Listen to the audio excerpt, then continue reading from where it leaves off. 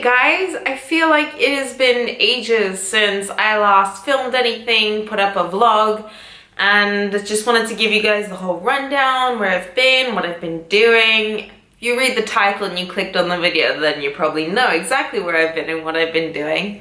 So I was in Thailand for like a month and a half doing my 300-hour teacher training, and I had planned to vlog the whole experience, and I even filmed a few videos, but after the second day I was like, I only have enough energy to eat and sleep right now. It was the most intense experience, but the most incredible experience of my life. And I've had a lot of people asking me about 300-hour, people that are thinking about it. So this is mainly specific towards yogis or teachers that have been considering doing their 200-hour or 300-hour. So first things first, in order to do a 300-hour teacher training, you have to have completed a 200-hour. And you do your 300 hours so that you can get your 500-hour qualifications, because that added with your 200-hour gives you that. Now, a lot of people don't have to do it. I mean, you can still teach yoga. Some of the best teachers I've had, and like incredible teachers, have been just 200-hour teachers. But the reason that people might choose to do a 300 hours, so most of the people in a 200-hour course, and a lot of the people in my 200-hour course were people that were very passionate about yoga, but didn't necessarily know if they wanted to teach, or they didn't know if, okay, they were gonna make a career out of yoga. They did it because it was an intensive month and they loved it. So that was more where the mindset or the mentality. That was my phone. My mom has a special message tone because she freaks out when I don't answer. So like whenever I hear another message tone, I know, okay, can wait. I hear hers, I know she's gonna send out SWAT unless I answer. 2 seconds. Moving on.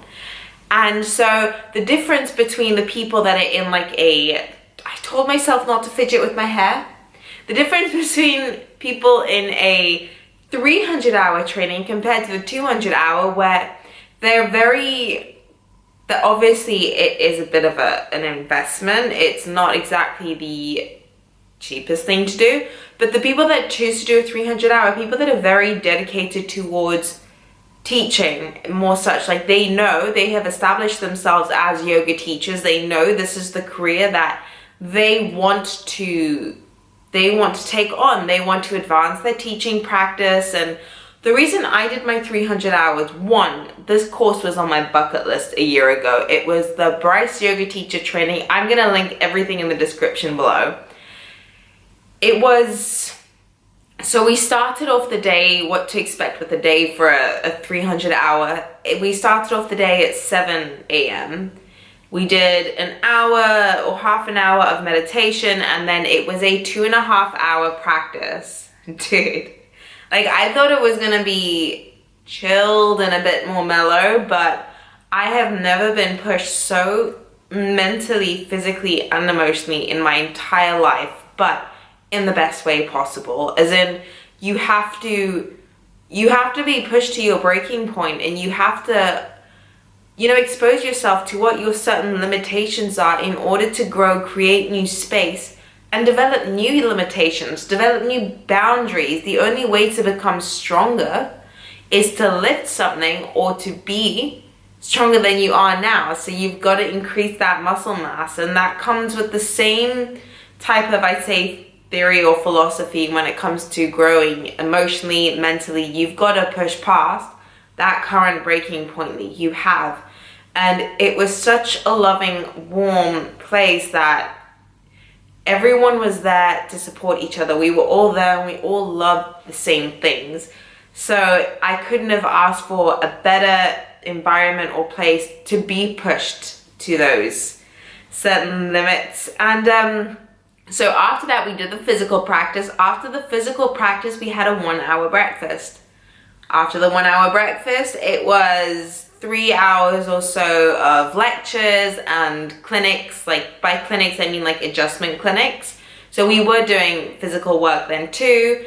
Then we had a quick lunch break as well. After the lunch break, we had anatomy, philosophy, theory, and then at 5 o'clock, we had our evening 2.5-hour practice. And that was pretty much how the days ran for the month. And we had 1 day off a week. So it was 6 days on, 1 day off. Dude, after that third day, you have so much lactic acid in you. I was like, okay, Jax, you're gonna be healthy you're not gonna overeat, you're gonna portion control. By the third day, I was the first person in the buffet line. And I just went to town. Like my body was like, bitch, you better feed me or just shit will go down. Okay, I'm the type of person, when I get hungry, Jax has got to eat. I think I out-ate any of the men there. So when you're looking for a 300-hour teacher training, first thing you want to make sure is that it's accredited with the Yoga Alliance. That is if that doesn't mean that if a place isn't accredited with the Yoga Alliance that you can't teach. There are courses just as great that aren't accredited. I just prefer accredited courses because that way I get to register online and it's just the way you can get your 500-hour YTT, and then you can be a registered yoga teacher when you are registered with the Yoga Alliance. But like I said, it doesn't make a difference to the quality of the training, to the teacher that you are, but just be aware of that. Know what type of training you want, and then when you look at a place, that is one of the things to look for. The next thing you want to look for is the food and the accommodation. The place that I chose, I went full accommodation, full food, so that was breakfast, lunch, and dinner. It was brilliant because the days were so intense. You don't want to stress about like sprinting to class, getting back. It's so hectic as it is with the lectures, with the physical practice. Your body and your mind are just going at 1,000 miles an hour, which is kind of weird considering it's yoga. Yoga, you'd think, oh, Zen, relax. No, not Zen, relax. And so the less stress you have, the better. I had my green tea X50 protein powder that I used a lot on my breaks because even though I went to town in the buffet, I was still like, no. I cannot just eat 3 meals a day. I'm just not like that. That, and at the cafe, they had like these little date chocolate balls. I think I probably ate them out of stock, but they were incredible. So the first thing is, as I said before, just do your research on the place, what they offer. Don't just choose something because it's rated as the top 3 or because it got an amazing rating on bookyogaretreats.com. Make sure you do the research. Another great thing to do is, we live in the age of social media. Find them online. You'll see people that have hashtagged the course or something, or that have checked in before.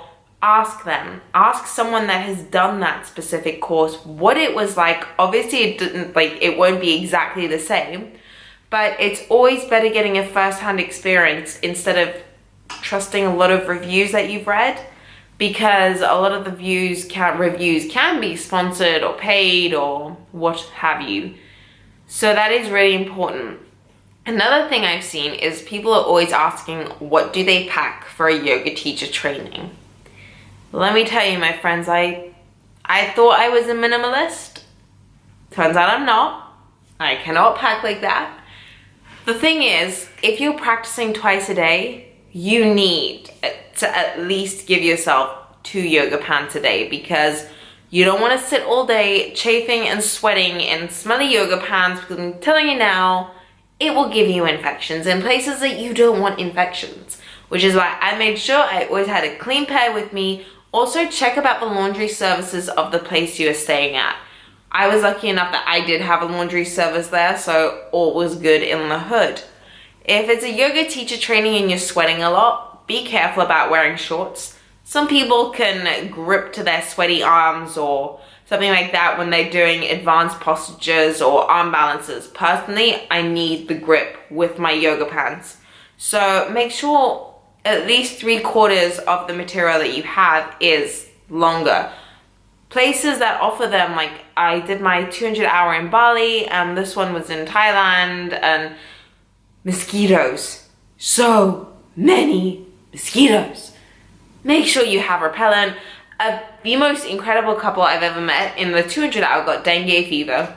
So just, yeah, better be over prepared than under prepared. So extra yoga pants, extra underwear, because what's the point in changing your yoga pants so you don't get an infection if you're staying in sweaty undies?